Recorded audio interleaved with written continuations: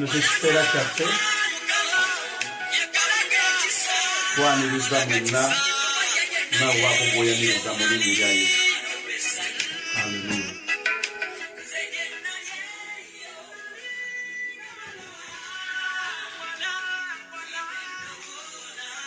Togenda kusigala kyekimu.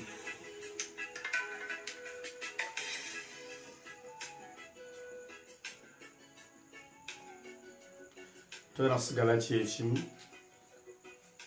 Buli omu baako gw'okoonako omugambe jangu obeera omugobererawo kwa Mukama. Tugenda kwogera, tugenda kusaba mwenna abasiibi. Ffe tumaze okusiibulukuka era bwemulaba wano tuliko amaanyi ag'omwoyo ag'obwakatonda n'amaanyi ag'akamere. So tubaaniriza mwenna munyire Mukama waffe Yesu. Haleluya.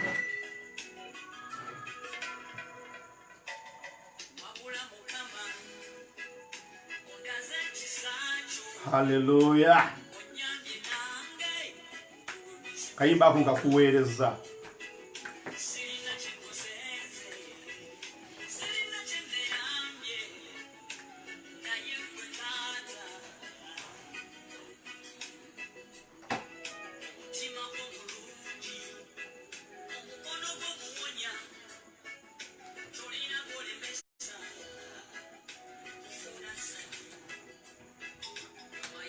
Tubaaniriza mwenna abasoose okutuuka. You are welcome. This is Grace Tabernacle Ministries. Hallelujah. I'm here on behalf of our Grace Tabernacle Church Kasubi. We are very far. We are at Kamuli Eastern, but Grace Tabernacle is in Uganda, East Africa. We are in Kampala. That's our ministry is. You are welcome. Enjoy everything what you are going to hear from God. May God bless you. Kitaffe nsaba nyanjula akaseera kano mu maaso go mu linnya erya Mukama waffe Yesu. Yesu omwana wa Katonda omulamu. Tokwaniza mbere ebifaanagana bw'ebiti. Jangu oyogere n'abantu bo. Jangu okole ebyekisa. Jangu oyogere nabo. Jangu oyogere nabo. Jangu oyogere nabo. Jangu oyogere nabo. Jangu okolere munda munze. Leka abantu basumululwe. Leka abantu bateebwe. Leka abantu babawangule mu Kristo Mukama waffe Yesu omwana wa Katonda omulamu. Twasiibye endowooza mwenna mwasiibye. Mwenna gye muli endowooza mwasiibye. Abataasiibye si musango twegatteko. Tuli ekisibo kya nnaku 7 olw'okutegeezebwa okw'Omwoyo Omutukuvu ne ku lw'ekigambo kya Ruhanga. Twakyusaamu abaatenganga ku ssaawa 3 ku ssaawa 4 kati tutenga ku ssaawa 3 era ku ssaawa 3 si kirala kwe kuba nti nno tusobola okubanga tetutaataaganyizibwa mu masannyalaze. Twafuna okusobozebwa kw'amaanyi mu masannyalaze naye katugeza okuteeka mu budde bukyali. So tubaaniriza baako gw'okoonako, baako gw'omobilizinga ku Facebook yaffe kwetulinga butulaba ku page yaffe, sikoma ku ekyo ne ku platform yaffe eya WhatsApp nako kwetuli. Lwaki kitugwanidde okusaba? Mukama waffe Yesu yagamba nti buli muntu yenna ayagala obulamu bwe alibubuza, n'oyo alibubuza alibuzuula. Nina ekiseera si kiwanvu ate si kimpi nnyo okubaako bye njogera naawe. Kino kiseera kya buli muntu okubaako by'amanyisibwa, okubaako by'ategeera, okusobola okufuna obuwanguzi, okusobola okulaba nti ayitawo. Ayagala obulamu bwe alibubuza, n'oyo alibubuza alibuzuula. Haleluya. Mu biro ebifaanagana bwe biti tulaba nga abalenzi bali be twayogeddeko yesterday mu Daniel essula ey'okubiri ekyabafuula ab'enjawulo babeere ab'amaanyi baabuza obulamu bwabwe batta omubiri beerekereza beesaddaaka beewaayo mu bulamu bwabwe kyekyabayamba Katonda okubassaako ekisa n'amaanyi n'amafuta okuba nti baasobola okuvuna ekirooto kya kabaka ekyali kiremye abantu bonna. Leero njagala kutegeeza nti buli muntu yenna ali ku mpewo atuuse naawe akyajja nkusabira ekintu eki butasagaasagana kubanga ogenda kufuna ekisuukundiddwa nga kyamuyiiyika. Ogenda kwogera nti olina okumanya amakulu g'ebyo ebikugasa. Teweetaaga kumanya makulu g'ebyo ebitakugasa, naye buli kyonna ekikugasa nga kizze gy'oli olina okukimanya. Tulina ebintu bya mirundi ebiri. Waliwo ebintu by'oteetaaga kutunuulira naye nga weetaaga okubiraba n'omanya structure yaakyo n'okiyitako. Mu sizoni efaanagana bw'eti singa mubeerawo nga buli kaseera mukyalawo atunuulira banneiba endya gye balyamu enywa gye balyamu enywa gye banywamu ajja kuleetera obuzibu.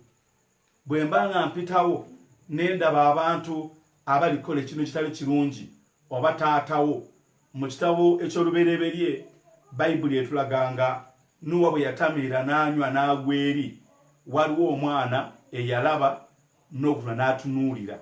Bayibuli egamba n'agenda n'abulya baganda be bo baganda be ne bagaana okulaba bajja mu livansi ne bamusuulako essuuka. Nuwa bwe yadda engulu yabuuza njagala mumbuulire ani andabye bwe baamwogera n'amukolimira obutazaala ennaku ze zonna. Kati kino ekiseera kye tuli mu kiseera kino kya buli muntu kutunula ate n'okwetegereza amakulu n'okumanya kiki ky'otunulidde era kiki ky'olabye. Tuli mu kisibo kya nnaku 7.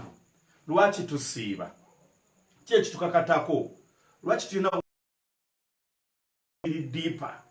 Ti mu kiseera kino waliwo ebigambo bingi ebiri mu kwogerwa, enjiri ey'enjawulo mu biti eby'enjawulo, naye ekikulu kya byonna tetwagala kwogera okubasanyusa, ne twagala okwogera musobole okulaba, musobole okulengera gye mulagaminyira Mukama waffe Yesu w'e Nazaaleesi. Kantwale eddala okwaniriza mmwe abakoze eki, mmwe abasoose, gy'oko Mukama akwongera omukisa, baleke Mukama akwongera omukisa. Nampijja, may God bless you. Zaamu, you are welcome. Godfrey, you are welcome. Nammwe abalala abakyajja tubaaniriza mu linnya erya Mukama waffe Yesu Mwana Katonda omulamu. Kaakati ngenda kusoma ekyawandiikibwa. Ekyandiikibwa naye kitadde twakisomye. Ekyawandiikibwa kino kiri mu kitabo ekya Danyeri essula ey'okubiri okuviira ddala ku lunyiriri olw'omunaana. Danyeri essula 2 olunyiriri lwa 8 agamba bw'ati. Danyeri essula 2 olunyiriri lwa 8 agamba nti kabaka n'addamu n'ayogera nti ntegeeredde ddala nga mwagala okufuna ebbanga kubanga mulabye ng'ekigambo kinvuddeko, naye bwe mutaategeeza kirooto waliwo etteeka limu gye muli, kubanga muteeseteese okulimba n'ebigambo ebivundu okwogera mu maaso gange okutuusa ebiro lwe biriwaanyisibwa. Kale mumbuulire ekirooto nange ndyoke ntegeere nti musobola okutegeeza amakulu gaakyo. Hallelujah, praise the Lord. Mumbuulire ekirooto. Muwalange Fiona, nsanyusa okukulaba, I love you. Mumbuulire ekirooto nange namanya nti munaategeeza. Naye ekiri mu Nebukadduneeza agamba ekirooto kino nga bwe kizze, bwe mutampa makulu matuufu nga temumanyi makulu matuufu ne mumbuulira ebitali bituufu. Listen to me very carefully my dear, gwe following olwaleero. Kasasifuna kigambo kituufu ebiro bigenda kuwaanyisibwa oba ebyekirooto kino kyendoose nga sikyasobola kugamba okubirivansinga. Hallelujah. Mukama waffe Yesu yebaze. Ebiro bigenda kukyuka nga sikyasobola kwetereza. Bayibuli egamba nti Katonda yawaanyisa ebiro, yawaanyisa ne bakabaka oba yakyusa ne bakabaka. Hallelujah. Praise the Lord. Joy Faith, I respect you. Karanzi, you are welcome. Richard, oli mugagga mu linnya lya Mukama waffe Yesu. Hallelujah. Oh sunny day yes, oh sunny day yes, oh sunny day yes. Naye akayimba kange wano kankabayimbiremu katono nnyo. Kagamba akabenje k'ebidduka sike kabenje kokka naye n'okufa ng'atolokose boyi wange nako kabenje. Hallelujah. Akabenje k'ebidduka sike kabenje kokka naye n'okufa ng'atotegezeddwa ddayo wange nako kabenje. Hallelujah. Akakayimba nakayigira jasaagala kubabuulira naye nkabayimbidde mu linnya lya Mukama waffe Yesu. Hallelujah. Omusajja agamba ntegedde mwagala okuŋŋamba ebigambo ebivundu muteeseteese okungetaageta. Ngenda bawa ekyokulabirako mu kitabo kya Yobu essuula eye-14. Yobu 3:14 agamba bw'ati, kubanga njagala kutenka kubuulira ate nga sijja kuddamu kusoma kyawandiikibwa. Yobu 14 ali simaati nnyo. Yobu 3:4 wandiika oluyi lwa 14 agamba kubanga Katonda ayogera omulundi gumu, weewaawo emirundi 2 oba 3 newankubadde ng'abantu tebassaayo mwoyo. Mu kirooto, mu kwolesebwa okw'omu kiro, otulo otungi bwe tukwata abantu nga babongota ku kitanda kyabwe. 16 awo n'alyoka aggula amatu g'abantu n'ateeka akabonero ku kuyigirizwa kwabwe abantu mu kuteesa kwabwe, era akweke abantu amalala, aziize emmeeme ye okukka mu bunya n'obulamu bwe bulemu okufa n'ekitala. Hallelujah. Nebukadduneeza yalina bannabbi, yalina abantu abaali boogera naye naye nga tabawulira. Naye ekirooto bwe kyajja Nebukadduneeza yatya. Mmwe mwenna bali abatuwuliriza mu kiseera kino, oyinza okuloota ekirooto oba omuntu ayinza okulootako ekirooto naye kubanga si ggwe okirooso n'ogamba oyo yeerogoza yeeyogeza. Olunaku olumu omukazi yandeetera ekirooto ng'agamba nti yaloose ng'anywa amata, naye amata gano gabadde gali wansi mu haafu y'ekikopo, aba aganywa ne gafa. Oh my God. Aba aganywa amata ne gafa ate nga gali mu kitundu. Nambuuza musumba natidde kitegeeza ati. Ne mugamba Mukama agamba genda weekebeze, olabika olumodde yagenda okwekebeza nga mulwadde wa siriimu nga ye takimanyi nti mulwadde. Musumba wakimanyi otya nga kiri so complicated. Nagenda eri mu Zabbuli 2:7 ekigamba nti ekikompe kyange kiyiwa obulungi essa tebireme nga genda nange. Eyo yeka gye nagenda. Ate nemala nengenda Bayibuli nno nti muligenda mu nsi ekulukuta amata n'omubisi gw'enjuki. Kati bwegabanga amata amafu bwe bwali obulamu bwe, ekikopo era gwagamba ekikopo nakyo kyali kitegeeza obuwangaazi bw'ekyo kya kitundu, obulamu bwe bugenda. Sijja mwogera linnya, namusigala mu mwaka gwali gwa 2002 ne leero mulamu. Yaddeyo n'asoma ne masters, atambula bamulaba anyirira naye Katonda yamulabula. Kati teebereza, singa yafuna omuntu atamanyi kwinterpretinga kirooto ekyo. Kati sizze kwogera ku birooto, naye omuntu olina ebintu ebikwetoolodde mu maaso go n'emabegawo. Actions, response, approach ezaba bakwetoolodde n'eri obulamu bwo, mu bizinensi yo, eri bakama abo. weetaaga okumanya amakulu g'ebintu ebyo beetoolodde. Nawe kennyini olina okumanya amakulu g'obulamu bwo. Lwaki sikyasobola kusaba? Njagala kumanya lwaki sikyasobola kusaba, lwaki sikyasobola kusiiba, lwaki sikyasobola kuwayo kimu kya 10 ate ng'edda kyanyanguyiranga. Haleluya! Olina okunoonyereza.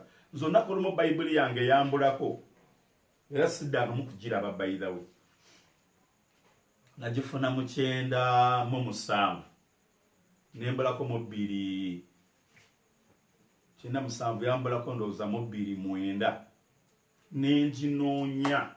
Naye nga bayibuli yange eyo nagibulamu enjiri eya door to door nga yanzimba nga seetaaga muntu kumbuuza kyawone nali nagimaasa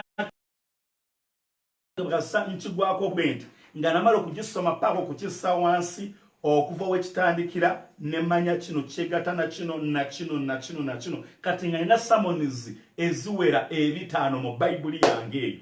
Bayibuli eyo yambulako naswagolinga nnyo, obulamu bwange butandika okutewaana, naye ng'olaba nti kintu kyangu nnyo, just bayibuli yabuze. Naye ssebo nali nzigiddwako omunagiro, nenoonya Katonda nemusaba paka nalaba bayibuli yange ng'omuntu agituddeko ng'agiyuzaamu empapula, naye saamutegeera. Ne leero siddangamu kugiraba. Musumba kati waga tokyalina amafuta? Nedda. Amafuta ffe tuganoonya, ne Katonda byatuwadde ffe tuliwo omukisa okubeera ebyenjawulo. Haleluya! Praise the Lord. Nali nnoonya okutegeera amakulu. Bayibuli yange eno yalagawa? Ebyo byonna nebisobola kubuuza Katonda, bayibuli yange yalagawa? Mubuuza atuuke okwogera nange singa sign relationship wakati wange ne Katonda. Njagala babuulira bassebo ne bannyabo, osobola okubeera mwana muwala oba mwana mulenzi, era ddala ng'oli mugagga nga ssente ozirina, naye ogenda okwekanga nga gye wazaalibwa gye bali kuziika, n'abantu bosinga oyavuwala nga be baliddamu okukusembeza. Yadde bw'obaira obulungi tosobola kukirowooza. Njagala babuulira buli muntu yenna eyagamba nti Yesu ye Mukama, n'oyatula era ng'oli mu kuntunuulira, olina ekintu kye weetaaga kye tutayagala kijje luvannyuma ng'ebiro biwaanisidwa nga tokyasobola kukikyusa. Weetaaga okuma relationship yo ne Katonda, weetaaga okuba nga otambula ng'osobola okuba embeera ekyali mu maaso go nga tennaba kujja w'oli. Ekyo ky'olina okumanya. Nawe olina billions and billions, ekitiibwa leka kiddire Katonda. Tegeera amakulu g'omukisa, tolowooza nti gwe mukisa. Tokkiriza bigambo bivundu eby'amalala. Oyambala bulungi, olina emmotoka, olina ssente, olina omukyala mulungi nnyo nyaanyirira, gweyisigwe gwosinga ennyumba ku kitundu, kwegamba mwabo abantu ewammwe gwotegerekako, ebyo bivundu byonna. Ekyo gamba aga amakulu g'olina mu bulamu bwo, rubbish, bivundu.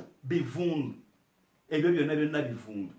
Bayibuli egamba mu Zabbuli ndowooza 10:15 oba lwa 15:15 nti siffe naye Mukama erinnya lye liweebwa ekitiibwa, si lw'amaanyi si lwa buyinza, naye olw'Omwoyo wa Katonda. Nebukadduneeza agamba ebisigadde byonna leka bibeerewo, naye bwe sitegeera amakulu ga kirooto kino mbase. Olw'ensonga nkitegeera nti bwe muŋŋamba ekitali kituufu, ebiro ne biwaanyisibwa. In other words, ndoose ekirooto kino kibadde kyakubeerawo, leero tuli mu 2020, kyakutuukira mu 2027. Olwaleero Katonda ayogedde nange 7 years before, naye kyayogedde sikitegedde. Amen. Abamu ku ffe tetwasobola kuvuunula na kutegeera muwendo gw'amafuta gaffe. Twalowooza nti maybe gabigendererwa birala. Abamu ku mmwe tovuunulanga lwaki Katonda yakuwa beauty, tovuunulanga kutegeera lwaki Katonda akuwadde ssente. Tugamba tokimanyi, oli awo okola by'oyagala, otaka okumanya lwaki Katonda ampadde ssente nga bala tebazirina. lwaki ndi mulungi abamu kummwe olwamanya nti oli mulungi nga buli akukwana gwokkiriza buli akukwana gwokkiriza ogenda okusanga ng'olina abaana 5 basajja 5 kitegeeza olwo bakuvumye tebategeera nti ekitiibwa ky'omukama kye yakuwa kino gamba oli kimuli kya Katonda at the same time obeere ekitiibwa kya mwami we akwewuunye bannange omukazi omulungi bw'ati nze musookedde nako naye oli awo sooka nogyenyiririza abasajja nga 7 abasajja mwenna bwe mutyo ne Kakooza bw'ati bwe yampisa ne Kaamaadi bw'ati bwe yampisa ne Ndayisaba bw'ati n'omenyera omusajja mwami wo n'ogamba naawe era bw'otera bwe weeyisa n'obeera omusajja nga tewamanya nti Mukama ssente ze yampa n'ekitiibwa kye yampa ebyo Mukama yabimpa kitiibwa kikye bwe ndifuna omukyala wange naye omukyala wo n'akusinkananga wenna olinga bolaba emikulolo gy'emmese zino enguudo zino enfuku ze zaayitanga eri gamba ogenda okuddamu okutegeera okuŋŋaanya ebiro n'ebiseera ng'otudde mu nnaku nakunakuwala n'amaziga twagala osaba Katonda buli omu otandike okuvvuunula ebintu ebikwetooloddewo bitegeere okay nabagambe COVID-19 si COVID-19 just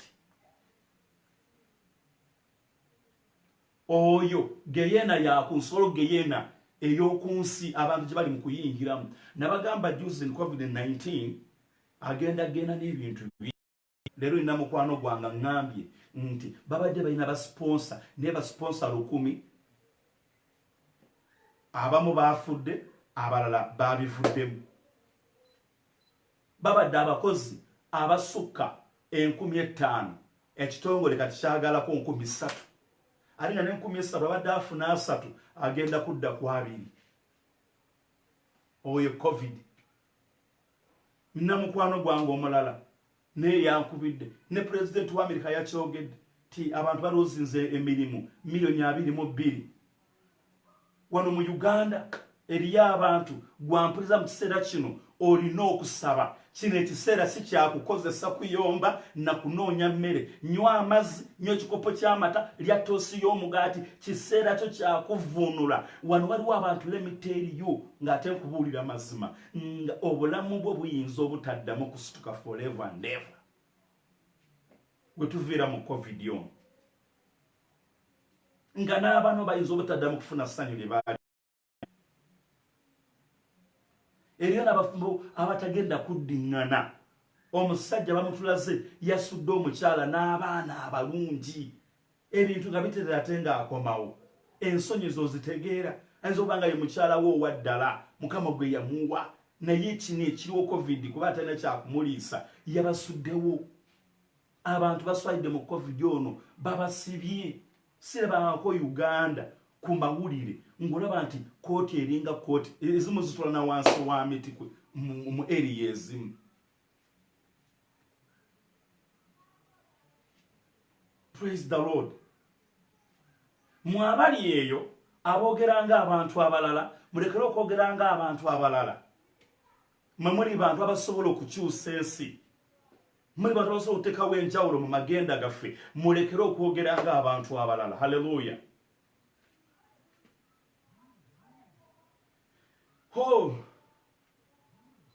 mwagala ebiro bikyuke njagala kumanya makulu kyenjagala bayibuli egamba nti Falaawo n'aloota ekirooto Falaawo yaloota ekirooto mu lubereberye wano Falaawo alina ekirooto kye yaloota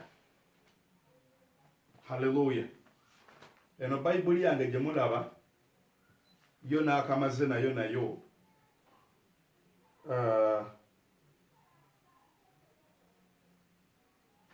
n'akamaze nayo emyaka kuva mu 2021 mwezi gwa kutaano ffe tukuuma ebintu bayibuli egamba mu lubereberye essula ya 4 Falaawo yaloota ekirooto nga waliwo ente ennungi ezinyirira 7 baloota ente ennungi ezinyirira 7 nevaayo eddala nga nkovu 7 nezimira zino n'alaba ekiti nga kikalu nga kiriko ebirimba by'eŋŋano nga binyirira nevaayo ebirimba ebirala ne bimira mu mbu kiroto nekimutewanya bane munonya mbulire ekiroto bane munonya mbulire ekiroto nga mu basawo be n'abafumu be njagala bategeeza waliwo omukyalo omu yagambye nti Afirika tugenda kugwa ng'ebiyenje ku kkubo nga tufa bufi. Katonda wa Afirika, Europe, amawanga ag'abeeru bateekwa okumulabako.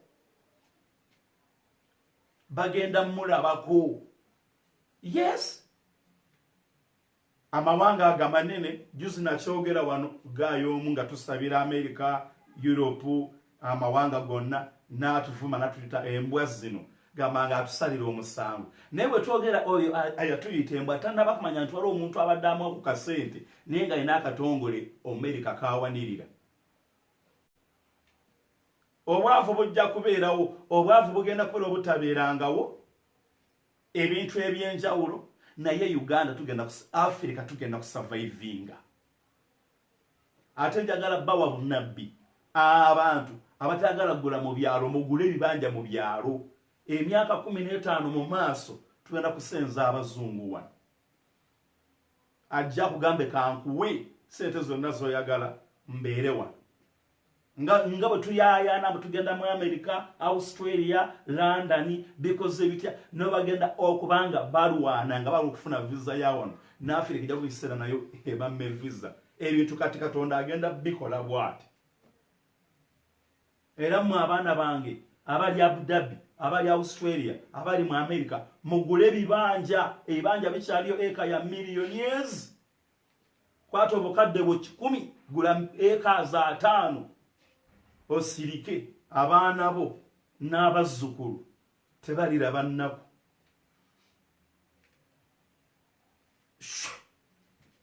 Njagala kumanya makulu ga kiroto.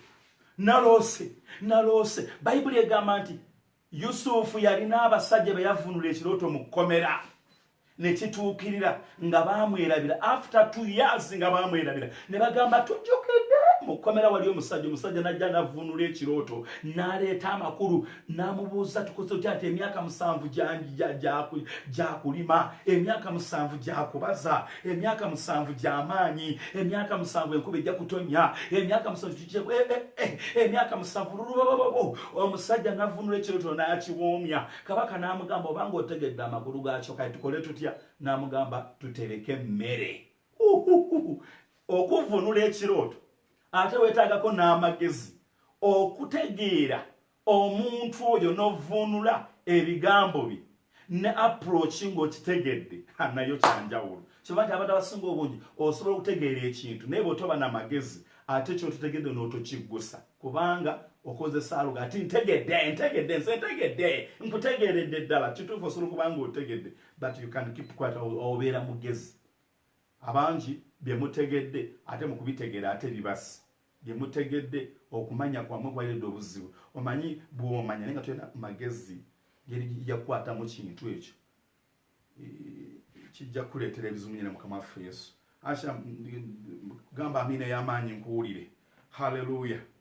Gamba amina y'amaanyi nkuwulire. Tubaaniriza Mukisa you are welcome. Shadrach you are welcome. Nalugwa you are welcome. Goleti, I love you. I love you. God bless you. Katongole. Hallelujah. Kisa kyakato kigenda kuwanguza. Muganda wange waswa. Togenda kusigala kyekimu. Nakalule. Katonda wali akiiki. Katonda tagenda kuleka kyekimu. Mu linnya lya Mukama waffe Yesu.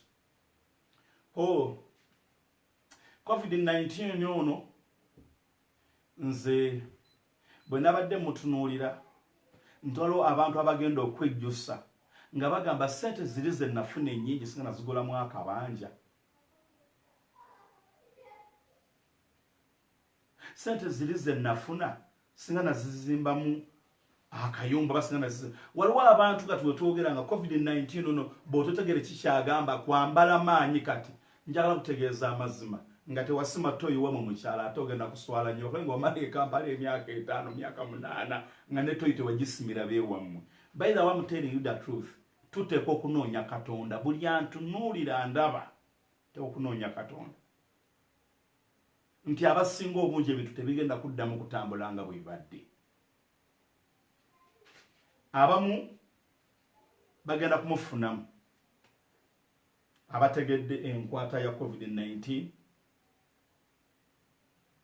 bagenda kumufunamu naye enkwata yeeriwa kukyuka na kwesiga Katonda. Praise the Lord. Ng'omuntu abadde akozesa abakozi 50,000 asaleko abakozi 2,500. Omuntu abadde alina basponsor ng'olukumi lugudde wali. Ezo sente meke zibadde zingira mu ggwanga. Kati njagala oteeberezaawo abantu 2,500.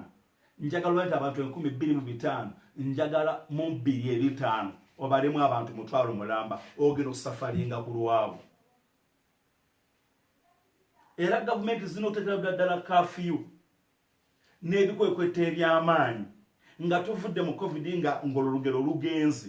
Abantu bagenda kubba, abantu bagenda kuyingirira abantu mu mayumba. Buli ampuliriza mu kintu kino ogenda kubeera otya n'obukuumi, ogenda kubeerako otya olukomera, ogenda kuwona otya. Bayibuli egamba mu kitabo kye Basakabaka ekyokubiri essula y'omukaaga nti omuddu we Erisa n'amugamba nti Mukama wange laba ejje ddene lituzinze, baabano bali wabweru. N'amugamba totya abali ku lwaffe bangi okusinga bali ku lwabali. Mukama akuzibula amaaso, n'amuzibula amaaso mbu n'alaba amagaali n'embalaasi n'omuliro nga byetoolodde Erisa ate nga bali mu nnyumba. Omuntu ataafune bukuumi bwa Katonda, omuntu ataafune malayika wa Katonda amukuuma emisana, ataafune malayika wa Katonda amukuuma ekiro, abantu balina okufuna okutugomezebwa okutabeeranga nawo, amakomera gagenda kujjula.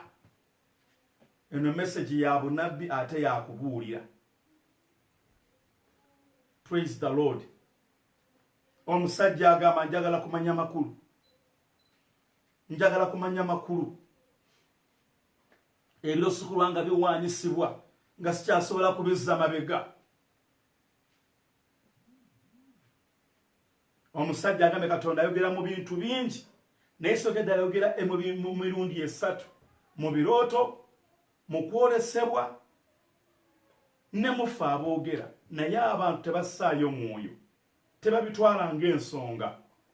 Tena ne bwe njogera ng'osobola okuwulira osobola ogamba bannange Simbafa akyalimu omuzinzi gw'ekigambo naye nkya naali siibye naye nkola nnyo. Njagala kutegeeza okola nnyo gwe otolowooza okusiiba otyuninga bwongo. Tenjagala ekyo otegeere kasi otyuninga obwongo bwekacwa ojja kusiiba, ojja kusaba. Ndi bize tuyase kitegeera. Haleluya.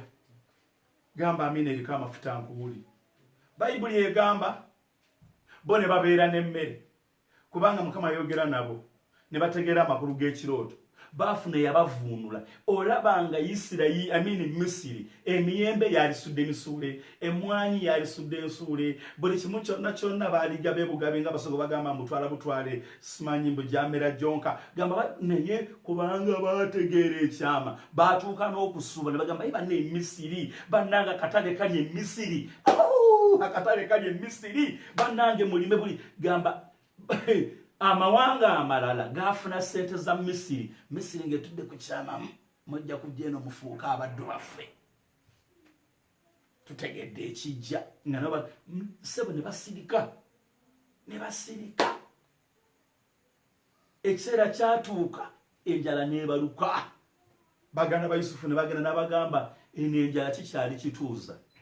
Ye kati yakamala emyaka egi, ekyasigadde emirala emyaka 5 enjala ya myaka 7. Bayibuli egamba nti Isirayiri sente zonna ze yalina, ente, buli kimu kyonna yo yennyini n'esituka ne bagenda ne beetundayo ne babeera abaddu. Can you imagine? Ne bagenda tebakyalina kyakkola. Lwaki? Buli muntu yenna enkya n'eggulo sala amagezi tobeeranga wala nnyo n'okumanya.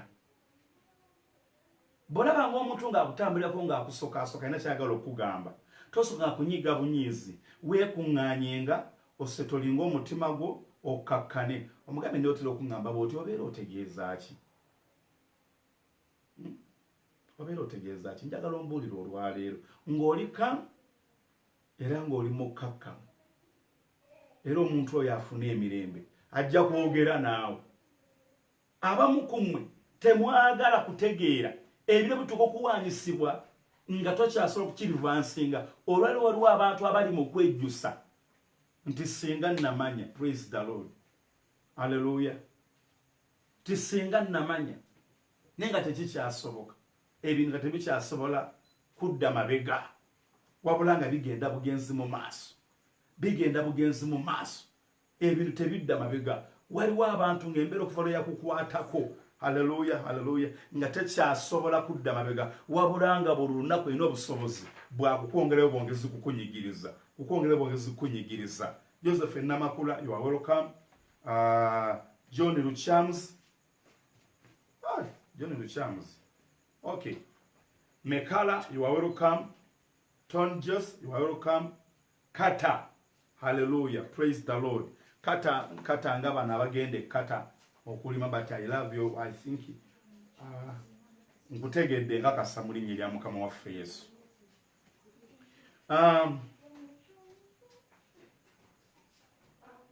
Basabo ne bannyabo mwenna bali mu kuntunuulira mu kiseera kye. Tulina okusala amagezi okwarestinga situation wajeri ng'olunaku lweteekeddwa okusituka ejje ekweŋŋange ng'oliko ekisa ekikigamba nti nyamanza kachini ng'egezaako okukuggalira naye ng'oyitawo. Abantu beebuuza okikola otya? Okikola otya? Kyekyo bano abasajja ssebo bagwa ku kirooto ne bakivuunula.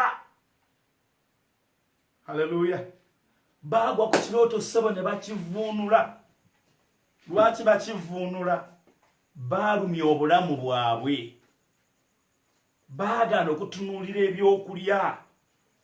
Baagana okutunuulira ebitiibwa. Oli mwana muwala, oli mulungi, oli mulokole. Lwaki osiba akajjegere ku kugulu akalaga nti abo babeera bamalaaya? Lwaki osiba akajjegere ku kigere akalaga nti abo bamalaaya? Lwaki owummula ennyindo ekiraga nti kitegeeza bamalaaya? Lwaki oyambala bumini ekitegeeza nti abo bamalaaya oba abantu abatalina mpisa? Lwaki oyambala ekiteeteeyi nenga eringa bulawuzi kiringa kiteeteeyi ng'ojula n'okukunama? Bayibuli egamba abasajja ne bagamba ffe tetugenda kulya ku mmere ya kabaka. Abalokole tulina okukyuka. Bannange nsaba Katonda ono nga bw'ali omulamu bwesitabanako. Katonda atukozesezza, tetwagala kwejjusa. Sende twaziraba era tuzirabye naye nga twongera kukola nkuŋŋaanako. Singa namanya ne nkola radio before, nzikiriza mu kisaawa kino mu Uganda yonna teri muntu alina message great. Olazeewa Mbale bokadde 2, olazeewa gundi mukono bokadde 1, olazeewa kumpi biliyoni namba ezalikoze ne TV ne radio. Leero byonna poteya.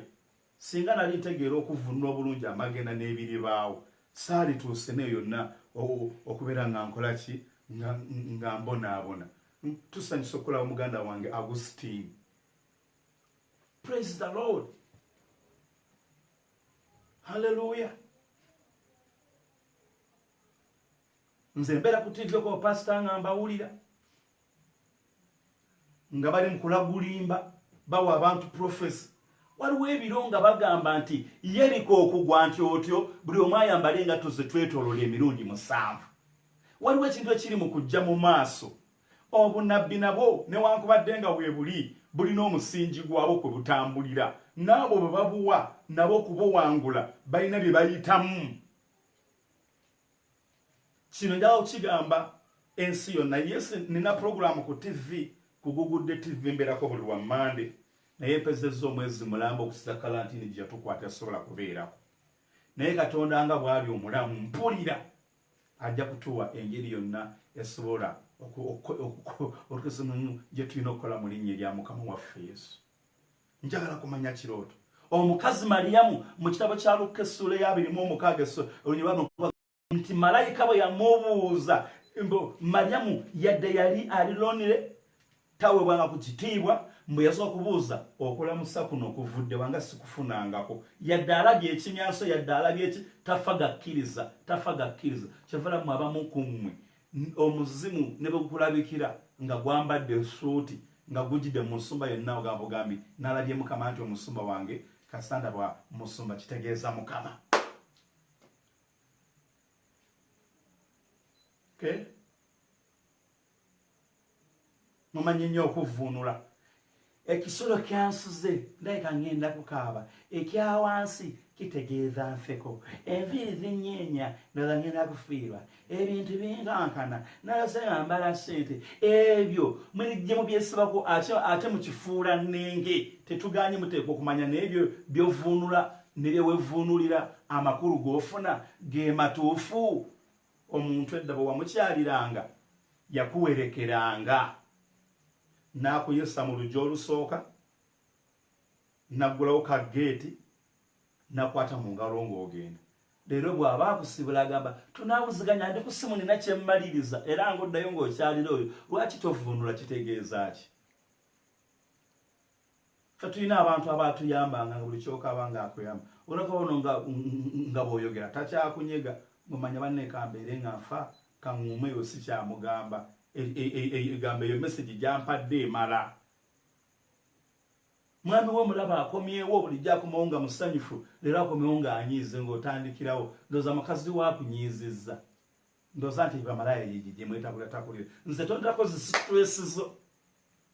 Omukasajja ayambadde white ate gomugamba nti ayambadde bbulu agenda kusamba omugere obeere pinga pikipiki enkadde zino ezitayaka ezedda ez'abayindi.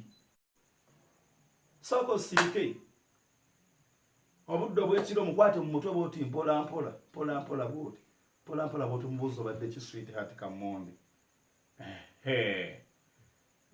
empiseeyo kamaffe Yesu yebaze. Osobola n'okumugjamu naye ng'ate akulima nti naakulimba naye nomanyi oluna ndi mukazi ffe abakazi ffe tuzaala era ffe bamaama n'amanya nti oli special. Haleluya. Njagala kumaliriza nti ebiro ebibi tebigenda kugwako mu linnya erya Yesu. Nsazaamu weesigamyeko tuli mu kusaba na mu kusiiba. Tulina platform yaffe wano eya WhatsApp twagamba tetwagalako bufaananyi bukiripu obwo olaba nga tetambula. Do you know why? WhatsApp esinga obungi zibeerako ebintu ntu olina akuweereza akunamye olina akuweereza ali bw'ati ebeera y'amaanyi nnyo etambula twagala kuffe kyojja egundi okireeta okituteekereko twagala Katonda kyakugambye kubanga yakukula. Bonna baafa ab'oku peegi yaffe ku platform mwalagawa bwe twalenga olwassaawo olw'oluzi bo nga baagala bivundu tebaagala byakubazimba. Era olabayo babiri abakomentinga omu babiri kubanga kyebaali balowooza si kye bafuna. Praise the Lord. Leero eno gye tuli gye tukola bannange oba akakagundi baakajja olunaku keekabeeraawo ate oluusi babeerawo nga baddugavu tategereka babanga ebintu ebimyaso maidi tuli kamuli busoga era bwanga kikukwatako tekulabikira bulungi ng'oli kampala eyo funa engeri gy'okikolamu kwata owa boda omutikireyo equipment ennungi ozituweereze naye tuweereza kubanga Kabaka bwakuwaguza n'abatwala babutwala lw'amaanyi tuweereza tulemeddeko kikulu kya byonna sindabika naye message. Okay, nze ndi musanyufu olwa message, musanyufu olw'akaseera kemmaze wano. Ekirala nze kitaakufa n'ennyumba yange n'abaana bange kati baba yasalawo okunfuula omutwe teri mbeera egenda tuteeka wansi ekyo tukisabira wano singa tubateekerako akatambi kaffe aketusabira Zayoni wa myaka 3 Jordan n'abalala basaba wanise emikono nga bayita Katonda. Bayibuli egamba Zabuli nali muto kati nkaddiye sirabanga mutuukivu ng'alekerwa n'obwadde okusabiriza emmere wuunaamusi kati abuulira n'abalala bangi mu nnyumba yaffe ne benkuze nabo Batimothy babuulira baali booza ngatto zange. Tukuzi Katonda lwe tetugenda kukkiriza Nebukaduneza kutwegulumirizaako era gwatuwuliriza buli kyalo kikyuka mu America oba London oba Australia oba abantu bakendedde kufa oba president gundi agambye eki tegeera nti waliwo essaala eziri mu kuva mu Grace Tabernacle ne mu nnyumba ya kitaakufe wano mu East Africa. Tusaba twatulanga tuwulira akalala ate tukyasaba Katonda ateeka okuba Nebukaduneza. Katonda alalusa abalogo ate enkweza abagerengetanyi oyo Katonda gwolaba abajjako amaanyi ne bababuuza nga ne babanoonya nga tebakyabalaba waliwo amannya Katonda g'agenda okukolimira n'abaana n'abazzukulu gasaanirewo ddala completely mu linnya erya Mukama waffe Yesu.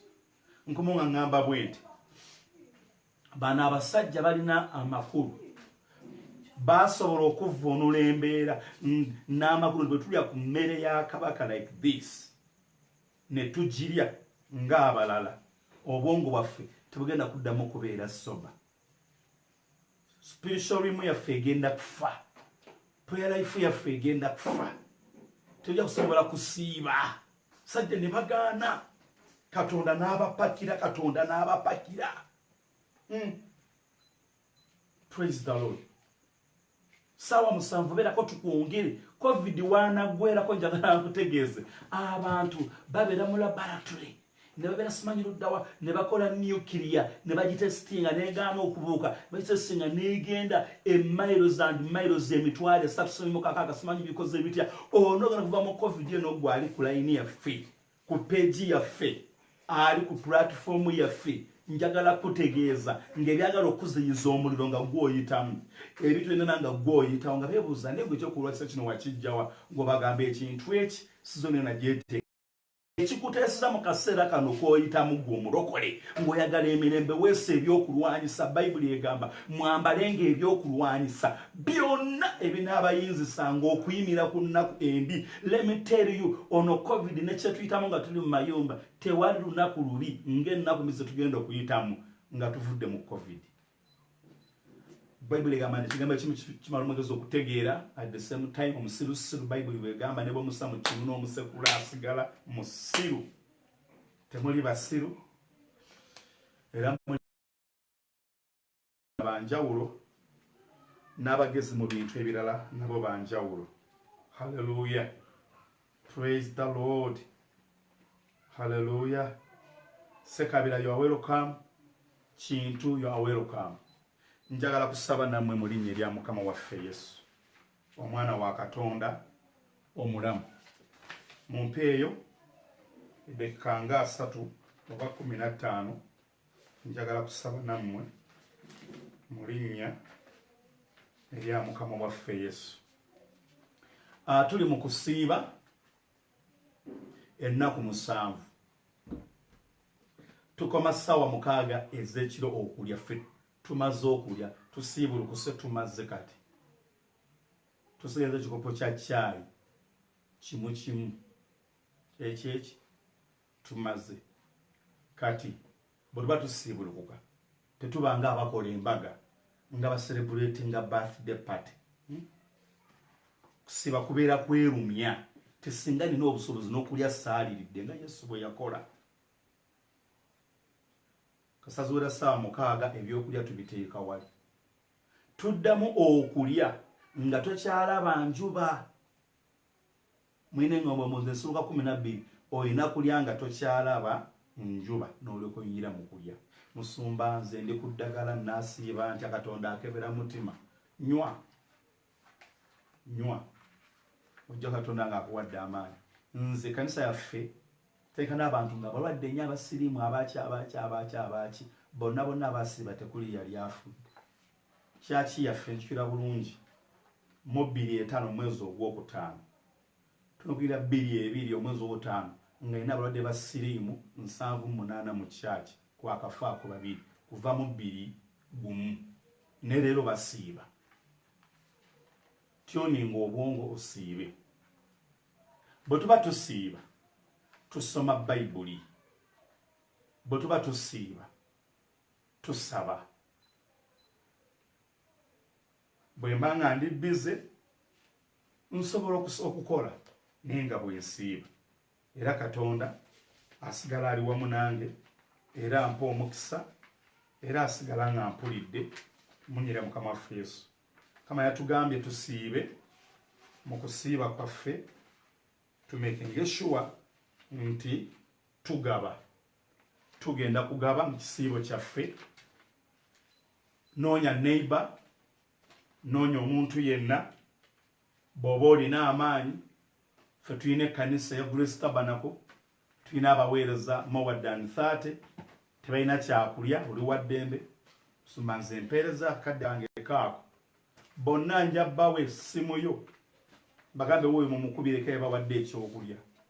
Bwe kiba nga okuliisa ffe kikuzitoowerera weereza maama wo abeereko gw'aliisa oba gwebeerako gw'otuukirira mu linnya erya Mukama waffe Yesu omwana wa Katonda omulamu. Jjuuko Enoka nkusabira mu linnya erya Mukama waffe Yesu. Teeka abantu bajja mu saavisi eno basabira. Tumanyi nti be tutalabye abatakomentinze babeera bangi. Watumaliriza n'abantu nga 5 ku bana be tulaba naye ate tusanga kuliko abantu 2, 5, 2, 15, 3 okudda waggulu. So mwe be tulabako katusabe nammwe. Jjuuko nkusabira mu linnya erya Mukama waffe Yesu. Katonda akuwa amaanyi n'ekisa okunoonya Katonda mu nnaku bwe ziti. Baleke nkusabira mu linnya erya Mukama waffe Yesu. Mu biro ebifaanagana bwe biti oyimirire weesibe ku Katonda. Nammwe mwenna abali ku peegi yaffe ne ku pulatifomu yaffe ntume ekigambo kya Katonda ekiramu ekitalemererwa. Muvunule sizoni eno, muvunule ekirooto kino nti kirangira akatyabaga in the future. Twambale amaanyi n'ekisa tusobole okukiyitamu mu linnya erya Mukama waffe Yesu. Mwana wange nampijja twalemaganiddwa okwatagana bw'okuba siwulira, bw'okuba obanze bwenkuba bw'obeera bize. So tuli awo naye kati sigenda kuddamu okukuba gwekola engeri yonna gy'osobola okunfunamu naye kati nze siyinza obutaddamu kusobola kufuba. Katonda akuwa omukisa. Ntuma ekigambo kya Katonda gy'oli mu linnya erya Mukama waffe Yesu omwana wa Katonda omulamu. Kubanga ye Katonda akola ebikisa eby'amagero. Ntuma ekigambo kya Katonda ewammwe. Katonda asaanuusa ateeke wansi buli ekivaayo kwolekera. Godfrey nkwagala nnyo, nkuweereza message yo njikuwadde. Mukama gye yampa enkomeddeko emirundi 3 njikutuusizzaako. Nkusabira ekisa, leka oleme okubeera abundabunda, oleme okubeera atagalatagala, oleme okubeera azunga. Ne Katonda akufuula ensonga era obeere amaanyi mu Kristo Mukama waffe Yesu. Abali ku platform yaffe ya Facebook, eya WhatsApp, nsaba Katonda akola ebyekiseera eby'amaanyi. Mu ngeri yonna gy'oyitamu, mu ngeri yonna gy'osibiddwamu, mu ngeri yonna olabye gy'agezaako okulwanyisa n'okukuggalira, naawe ali ku peegi yaffe Katonda akuwanguza akuyiseewo mu linnya lya Mukama waffe Yesu. Ntuma ekigambo kya Katonda kubanga abeera mwesigwa era w'amaanyi bulijjo. Leka alwane ebirwana naawe akusomose mu nnaku enzibu olabe obulungi bwa Mukama.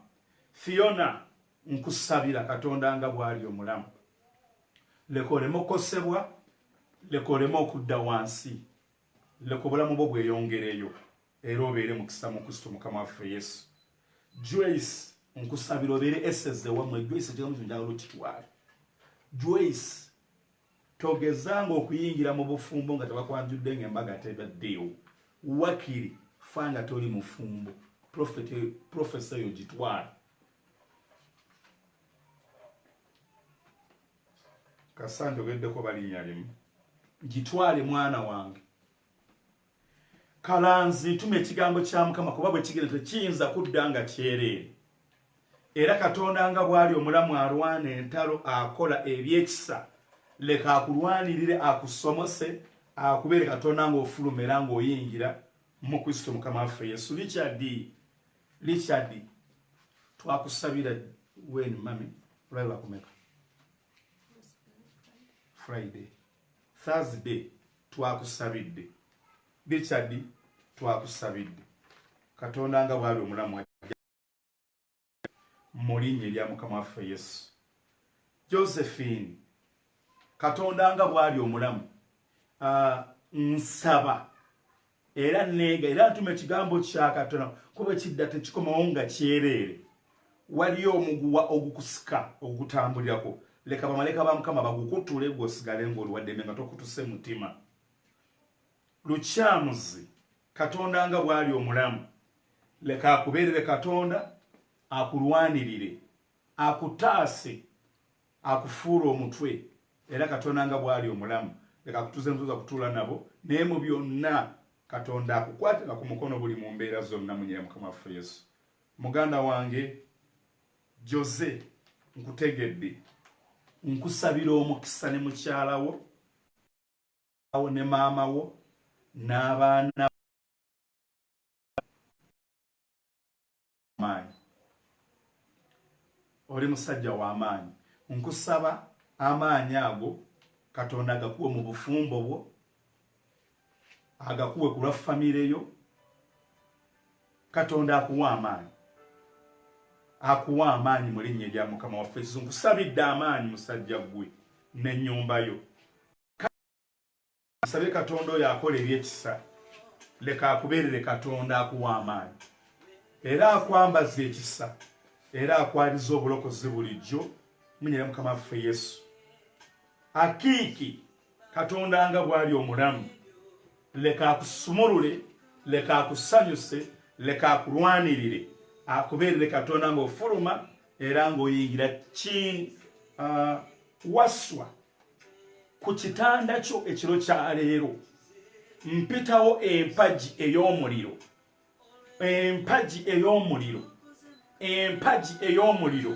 obudde obw'emisana njogedde ku kire nti leka kikukulemberenga buli kaseera leka kikubeererengawo buli kaseera mu linnya erya Mukama waffe Yesu omwana wa Katonda omulamu oyo akola ebyekisa era oyo akola ebyamagero kubanga bwe tumussa mu tusonyiwe amasannyalaze gavuddeko kyekyo kye tuzze tubagambako ennaku zino nti ageno ga byamagero naye mu byonna tuli mu kumaliriza mugume temutya temuvaawo mu linnya erya Mukama waffe Yesu. Tulina ebitaala wali omusajja yatuwa sente ne tugulayo ku bitaala so kati mwe abatulaba tubulamu ekyeno ne tubulamu n'ekyeno bwe tufuna ebyo bwe biti tulina jasi bikube eno ate ebirala bifa buli kaseera era tetusobola kukyajinga but God is with us. Waswa mbadde nkusabira bw'obanga kwoli emizimu gikutomentinga nnyo especially ekiro emyoyo egyo njikuba era ntuma ekigambo kya Katonda ekitasobola kudda nga kyereere gyendi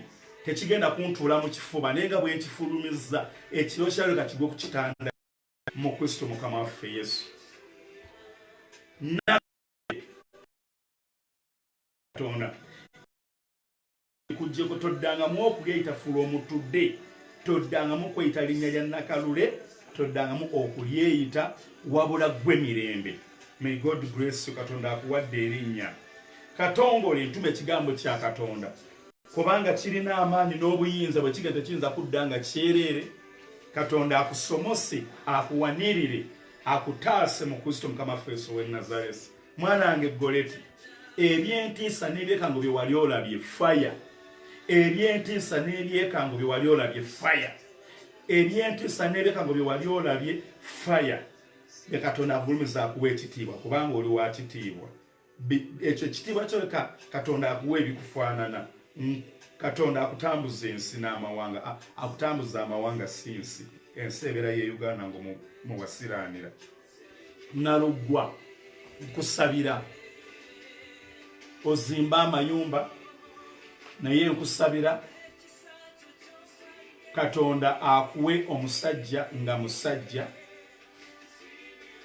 era naawe obeere mukyala ng'oli mukyala. Musajja nga asobola okukulabirira asobola okukozesa enviiri asobola okukufaako. Nkutula omusajja agenda okujja abeere omwana abeere omukazi nga gwe musajja oyo mugobye mu maaso go in the mighty name of Jesus. Shadrach, hallelujah. Shadrach antume ekigambo kya Mukama kubanga bwe kijja tekiyinza kuddayo nga kyereere. Kikola omulimu ogukitumisizza. Kyenva nkusabira ekisa, amaanyi n'amafuta. Mukisa, Asha, Katonda nga bwali omulamu leka akuwanguze, leka akusomosa akwerage nti ye Katonda. Mmwonyerera Mukama waffe Yesu ow'e Nazareth. Pastor Augustine, I love you, I respect you. We bali kutufollowinga. Katonda akulwanirire, akutaase mu linnya erya Mukama waffe Yesu. Kintu ntume ekigambo kya Katonda kubanga bwe kigenda tekiyinza kudda nga kyekikola omulimu gwe nnyini ogwera gukitumisizza. Leka Mukama akubeere Katonda era akwalize ekisa. Mukisa Mukama waffe Yesu Mwana Katonda omulamu. Muganda wange Ssekabira, nkutumidde ekigambo kya Katonda, leka kikutaase era kikusumulule olaba obulungi bwa Mukama mu nsi ey'abalamu bulijjo mu Kristo Mukama waffe Yesu. Kansiime kisa kya Katonda n'obulokozi bwa Katonda leka byeyongere gy'oli, era Katonda nga bw'ali omulamu akuwanguze era akuggyirewo emiziziko n'ebiwakana naawe mu Kristo Mukama waffe Yesu. Vivian, wetegedde ntume ekigambo kya Katonda kubanga kirina obuyinza n'amaanyi. Ndi Katonda oyo ennaku ze tuyitamu ziyitemu nga teri kikuziyiza era otuuke mu buwanguzi. Robert, nkusabira tusome erinnya limu tofayo gwe fayo kasoma nti nolifaanaganako n'erinnya lyo. Tutuma ekigambo kya Katonda kubanga kiramu. Ne bwe kigambo kiyinza kudda nga kyerere wabula kikola omulimu gwe nnyini ogwera gukitumisizza. Katonda akusomose, akuwanguze ng'ofulumira ng'oyingira mu Kristo Mukama waffe Yesu. Gakomyewo. Hallelujah. Yes, Apostle Nelson kanjogereko agabiri. Katonda newe towaliza Katonda. Katonda kolera ekisa oyogerenga nga abakulu bawuliriza mu Kristo Mukama waffe Yesu. Rakeri ntume ekigambo kya Katonda kubanga kiramu era kyesigwa. Katonda ayamba era asanyusa. Nangirira embaga, nangirira apartments, nangirira okulya amawanga. Tabani, hallelujah. Sindika ekigambo kya Katonda, ekisa kya Katonda okukwetooloola obulungi bwa Mukama n'ekisa kye bibeere wamu naawe mu linnya erya Mukama waffe Yesu. Hallelujah. Kitange nsabira president wa Uganda, nsabira abasawo aba Uganda, nsabira aba decision makers bonna aba Uganda, parliament yaffe. Ntume ekigambo eri abo abatalina kyakulya, bonna abatabuddwa, bonna abali mu kubbibwa, entalo n'obutabanguko ebiri mu maka mu kiseera kino. Neegayira ekisa kya Katonda kuba kigenda tekidda nga kyerere. Naye nsabira President Museveni obulamu. Nkusabira obulamu. President Museveni nkusabira obulamu. President Museveni nkusabira obulamu ne mukyalawo ne cabinet yo yonna. Katonda akuyise mu COVID ono ng'oli muzira, n'eggwanga ng'olinywezezza. Otulekere eggwanga Katonda ng'akuwadde ebiseera byo nti osazeewo okulitayalinga okubeera president, ng'eggwanga ddamu, ng'eggwanga liwanguzi. Tusaba Katonda okutuwa enkuba ennungi. Era Baganda baffe abasula okumpi n'ennyanja n'amazzi, abaazima amayumba gaabwe agabbeeyi ng'amazzi gabagobyemu. Kenya gabagobye, Tanzania gabagobye, Congo gabagobye, mu Uganda gabagobye, mu bitundu byonna gabagobye. Mukama ojjewo okubundabunda baleme kubeera abantu abali ba homeless nga tebalinawo babeera kubanga bazimba amayumba ago naye kati tebalina mirimu, tebalina wakubeera. Tusaba ekisa kyawe n'amaanyi n'amafuta Mukama otusaasire embeera eno ekyuke. Twagala Uganda Mukama ogyongera amagezi n'ekisa, oteekewo olutuula n'esseŋŋenge akwata bonna abayingira abalina coronavirus n'abaliwo leka beeyongera okuwona. Twebika mu musaayi gwe Yesu. Kitangira abanyimusa kitaakufe Medi, omuddu we era omuweerezaawo, ekisa n'obulamu n'okusaasira n'okujjukirwa bimutuuleko. Nsabira mukyala wa Medi kitaakufe, Rebecca kitaakufe, ekisa n'obugabirizi n'omukisa n'amaanyi n'obuwanguzi leka bikutuuleko. Amos leka bikutuuleko. Maaka leka bikutuuleko. Nsabira paasa wange Elijah Sewannonda, Pastor Timothy, Pastor Kenny, Pastor Olivia Mbabazi, Senga Margaret Babumba, Izimba Alfred, n'amawanga gonna bempereza nabo, Munyonyo, Mukono, Mbalala, Fort Portal, Kasese, all over the world, mbabika musayigwa Mukama waffe Yesu Omwana Katonda omulamu. Mbabika musayigwa Mukama waffe Yesu Omwana Katonda omulamu. Abaana bange ab'omu lubuto, abaana bange ab'omu ntumbwe, abaana bange ab'omu mutima, mwenna mbabika musayigwa Mukama waffe Yesu Omwana Katonda omulamu. Nangira ekisiibo kya Katonda abawa amaanyi, enkya musiibe, enkya musiibe, enkya musiibe, tulangirira ekisiibo kino kukiyitamu mu maanyi, ekisiibo kino kuyitamu mu kisa. Mu kitabo kya Danieri essuula esooka enkya mwe musabira mukyetooloola ennyo.